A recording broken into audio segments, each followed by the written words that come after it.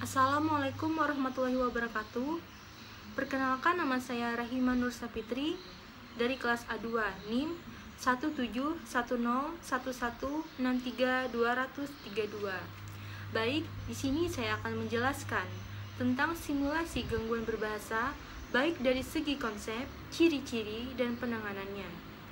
Kita masuk ke dalam pengertian berbahasa. Berbahasa berarti berkomunikasi dengan menggunakan suatu bahasa. Bagaimana kemampuan berbahasa dikuasai manusia berkaitan erat dengan sejalan dengan perkembangan manusia yang baru lahir itu. Gangguan berbahasa ini secara garis besar dapat dibagi menjadi dua. Yang pertama ada gangguan akibat faktor medis, yang kedua gangguan akibat faktor lingkungan sosial. Yang dimaksud dengan gangguan akibat faktor medis adalah gangguan baik akibat kelainan fungsi otak maupun akibat kelainan alat-alat berbicara. Gangguan faktor medis ini dapat dibedakan menjadi 3 golongan. Yang pertama ada gangguan berbicara, yang kedua gangguan berbahasa, dan yang ketiga gangguan berpikir.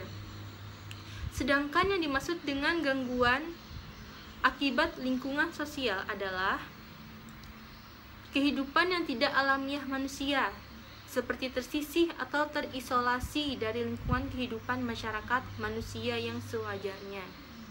Gangguan akibat faktor lingkungan sosial terdapat pada kasus Kumala dan kasus Jenny yang bisa kita lihat di buku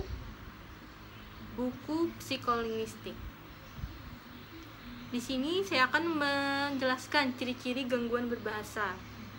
Ciri-ciri tersebut bisa ditandai dengan ketidakmampuan anak untuk berdialog interaktif, memahami pembicaraan orang lain, mengerti dan atau menggunakan kata-kata dalam konteks yang nyambung, baik verbal maupun nonverbal, menyelesaikan masalah, membaca dan mengerti apa yang dibaca, serta mengekspresikan pikirannya melalui kemampuan berbicara atau menyampaikannya lewat bahasa tulisan. Beberapa karakteristik dari gangguan berbahasa meliputi penggunaan kata yang tidak tepat, ketidakmampuan untuk menyampaikan pendapat, ketidaktepatan dalam penggunaan pola gramatikal, kosakata yang minimal jumlahnya, dan ketidakmampuan untuk mengikuti instruksi. Mereka juga mengalami kesulitan dalam mengatur sintaks. Sintaks adalah aturan bagaimana susunan kata ditempatkan dalam suatu kalimat. Nah, sini saya akan memberikan contoh gangguan sintaks, atau bisa kita garis besari bahwa ini termasuk contoh gangguan berbahasa. Contohnya seperti ini. Aku mau makan mie goreng menjadi aku mie goreng mau makan. Nah, itu merupakan contoh gangguan sintaks. Sintaks tadi adalah aturan bagaimana susunan kata ditempatkan dalam suatu kalimat. Nah, kemudian cara penanganannya.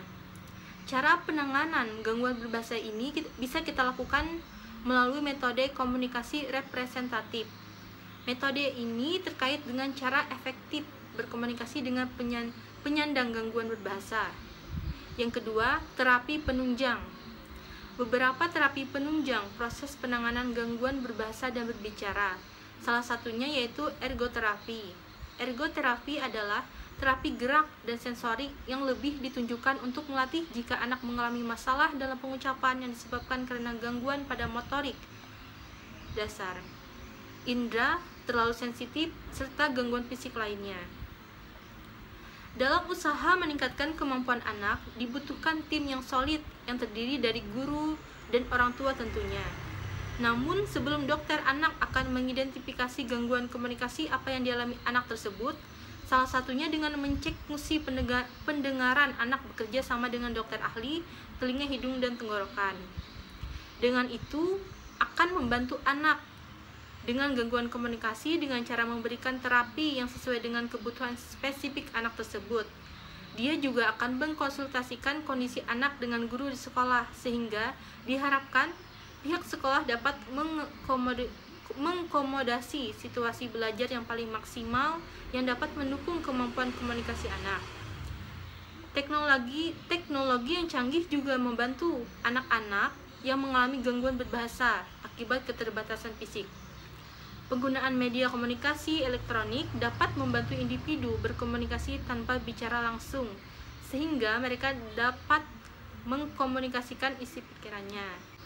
Mungkin itu saja yang dapat saya sampaikan, kurang lebihnya mohon maaf. Wassalamualaikum warahmatullahi wabarakatuh.